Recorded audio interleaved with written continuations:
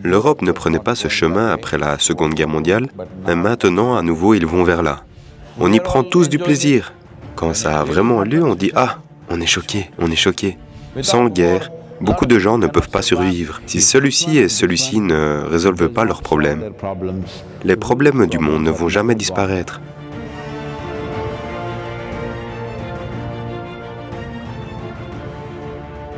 Ce que je considère peut-être symboliquement comme un message symbolique, c'est qu'un des sols les plus fertiles, peut-être le sol le plus fertile de la Terre, est aujourd'hui dans un pays qui est en guerre, en Ukraine.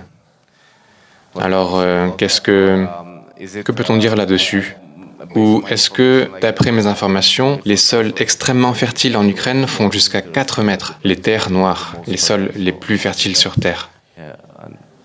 Donc, que peut-on faire? Voyez, le truc c'est ça. Quand les nations, dans le monde entier, quasiment sans exception, heureusement, l'Europe ne prenait pas ce chemin après la Seconde Guerre mondiale, mais maintenant, à nouveau, ils vont vers là. Presque toutes les nations ont investi d'énormes sommes d'argent dans la construction et le stockage d'armes, armements, bombes, missiles, bombes intelligentes. Je ne sais pas comment une bombe peut être intelligente. C'est la chose la plus stupide à faire. C'est la chose la plus stupide à faire.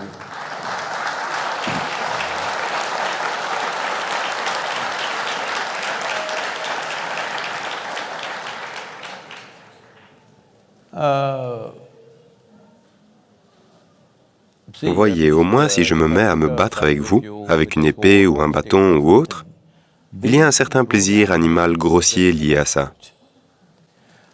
1000 personnes sont assises ici. Vous laissez juste tomber une bombe, tout le monde est mort. Je ne sais pas ce que ça a d'intelligent. Je n'arrive pas à le comprendre. Mais ils parlent de bombes intelligentes. Et ils disent que d'une distance de 3 km depuis le ciel, ils peuvent faire tomber la bombe dans votre maison à travers la fenêtre. Ils sont très fiers de ça.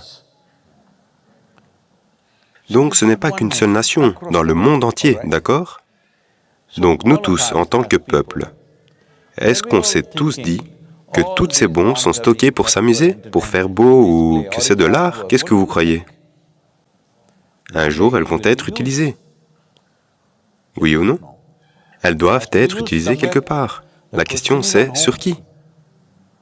La question n'est pas si elles vont être utilisées ou pas. La question c'est juste où et sur qui, n'est-ce pas?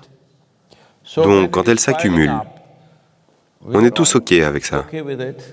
Dans tous les films, il n'y a pas un film sans une bombe ou au moins un visage qu'on frappe. On y prend tous du plaisir. Quand ça a vraiment lieu, on dit « Ah, on est choqué, on est choqué ». Ça ne marche pas comme ça, la vie. C'est pour ça que je vous parle des sols. Allez-vous pleurer après le désastre ou serez-vous la génération qui va retourner la situation? C'est le seul choix qu'on ait, parce que c'est notre époque sur la planète. Ce qu'on fait de notre vie est notre vie, n'est-ce pas? Donc, les guerres sont presque inévitables, parce que les économies sont construites sur la guerre. Sans guerre, beaucoup de gens ne peuvent pas survivre. La plus grande industrie sur la planète, ce sont les armes et armements. Comment n'allez-vous pas les utiliser? Si je fabrique des fusils et des balles, et que je vous les vends, et que vous ne tirez pas une seule balle, vous me décevez? Allô? Ceci est arrivé, j'étais au Forum économique mondial. À cette époque, il y avait cette guerre au Soudan. Vous savez, une guerre terrible. Plus de 260 000 personnes sont mortes, parmi lesquelles 50% étaient des enfants de moins de 6 ans. Qui dit mieux? 130 000 enfants meurent en une seule guerre. Donc, à l'époque, certains, vous savez, des stars de cinéma et autres, y vont et ils portent un, vous savez, un enfant africain est toujours un trophée. Vous prenez cet enfant et vous faites des séances photos et tout ça. Et ils montraient une vidéo où tous ces militants ou soldats ou peu importe comment vous voulez les appeler, ils roulent juste dans ces pick-up, simplement à tirer en l'air, d'accord? J'ai dit, voyez, ces gars, si je me bats avec vous, au moins je dois vous tirer dessus. Si je tire en l'air, ça veut dire que je suis abondamment approvisionné en balles, n'est-ce pas? Abondamment approvisionné, autrement je ne vais pas tirer sur les nuages. Si je fais la guerre, quand je tire, je veux que quelqu'un meure, oui ou non? Allô? Je ne vais pas tirer en l'air, mais ils tirent en l'air, avec des armes automatiques, continuellement. J'ai dit, voyez, quelqu'un les fournit abondamment, d'accord? Autrement, personne ne va tirer en l'air. J'ai dit, il y a 62 industries dans le monde qui fabriquent ce calibre de balles.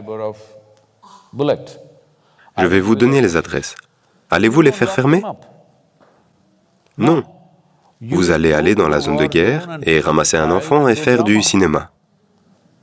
Tout ce que vous avez à faire, c'est, si vous retirez les balles, une fois qu'il n'y en a plus, peut-être qu'ils vont se tailler en pièces, mais vous ne pouvez pas en tuer autant comme ça, au moins. Si vous ne pouvez pas transformer l'être humain, au moins vous devez l'édenter, n'est-ce pas? Allô? L'édenter?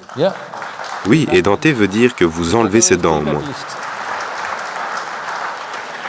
Si une transformation est possible, fantastique. Si cela n'est pas possible, au moins vous devriez réduire ses capacités, n'est-ce pas? Donc, nous n'avons pas l'intention d'arrêter la guerre, soyons clairs là-dessus. Quand elle arrive chez nous, ou quand elle a lieu près de chez nous, on va pleurer. Quand elle a lieu ailleurs, c'est du cirque. Cette attitude inhumaine envers la guerre et le fait de tuer, et envers la souffrance que d'autres traversent, nous devons sortir de là. Parce que les plus mauvaises choses ont eu lieu. Pas forcément à cause de mauvaises intentions, simplement par apathie. Vous dormez toute votre vie. Est-ce que dormir est un crime? Allô? Est-ce que dormir est un crime? Allô? Non, dormir est une bonne chose. Mais si vous dormez toute votre vie est un désastre.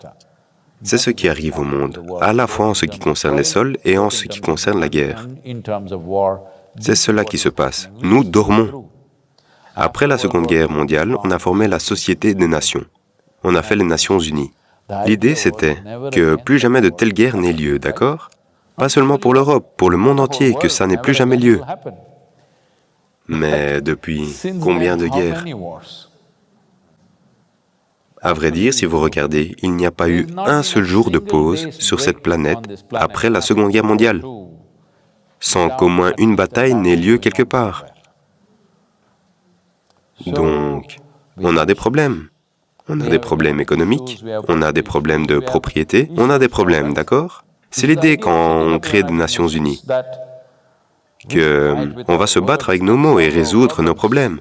On n'est pas dans un tel la-la-land qu'on n'a aucun problème. On a des problèmes. On a sincèrement des problèmes, n'est-ce pas? Ces deux groupes de gens sont persuadés que la vérité c'est ci, c'est ça. Ça y est, mais c'est ça l'idée de créer une plateforme qui résoudrait les problèmes. Que s'est-il passé? On l'a mise de côté et on fait ce qu'on veut les uns aux autres. Donc, le 21e siècle, quand il a commencé, tout le monde a dit, c'est le 21e siècle, c'est l'âge de l'information, c'est la technologie, ceci, cela, pas de guerre. Dites-moi, combien de guerres au 21e siècle? Combien de nations ont été détruites au 21e siècle? Beaucoup. Trop. Trop en 22 ans, n'est-ce pas? Donc, comment nous réveiller? Voyez, ce sont des choses que vous ne pouvez pas changer du jour au lendemain. Mais la première chose, c'est dans vos cœurs.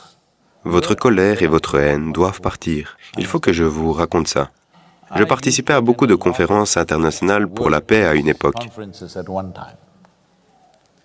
Pendant environ 2 ans et demi, j'ai participé à beaucoup de conférences internationales. Et puis j'ai vu que pour tout un tas de gens, aller de conférence en conférence est en soi un métier. Ils gagnent leur vie avec ça. Je suis le seul idiot assis là à penser qu'on travaille pour la paix dans le monde.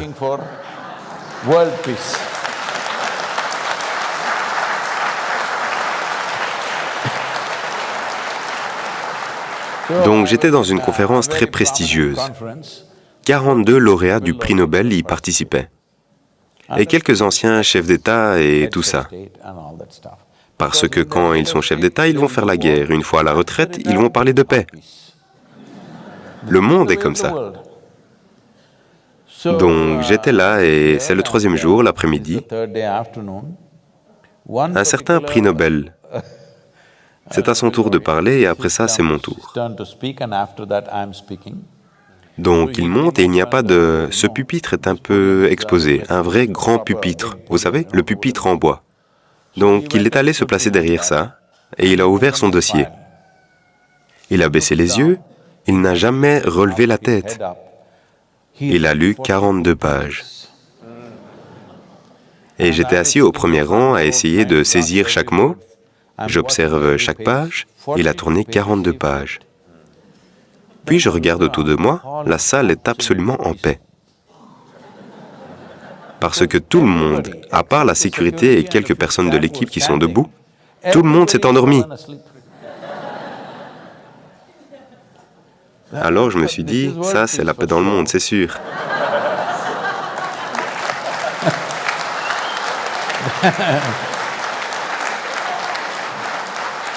Puis ça a été mon tour de parler et j'ai dit, voyez, ces 3 derniers jours, j'ai entendu tellement de discours pompeux sur créer la paix dans le monde. Mais je vous le demande sincèrement, combien d'entre vous peuvent mettre leurs mains sur leur cœur et dire que votre mental est en paix? Parce que si votre mental n'est pas en paix, si vous ne pouvez pas apaiser votre mental, apaiser le fichu monde est hors de question.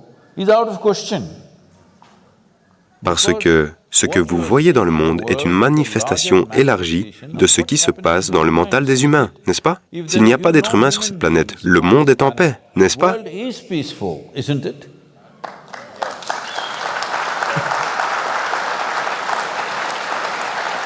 Et puis j'ai demandé pourquoi est-ce que dans la session de l'après-midi, tout le monde s'était endormi uniformément. Vous savez, il y avait une certaine unité. À part moi et ce lecteur, ce n'est pas un orateur, un lecteur. Tout le monde s'est endormi. Alors j'ai demandé, que s'est-il passé? Ils ont dit, non, Sadhguru, hier soir, il y avait un festival Bacardi. Oh, boisson gratuite. Donc tout le monde s'est apaisé.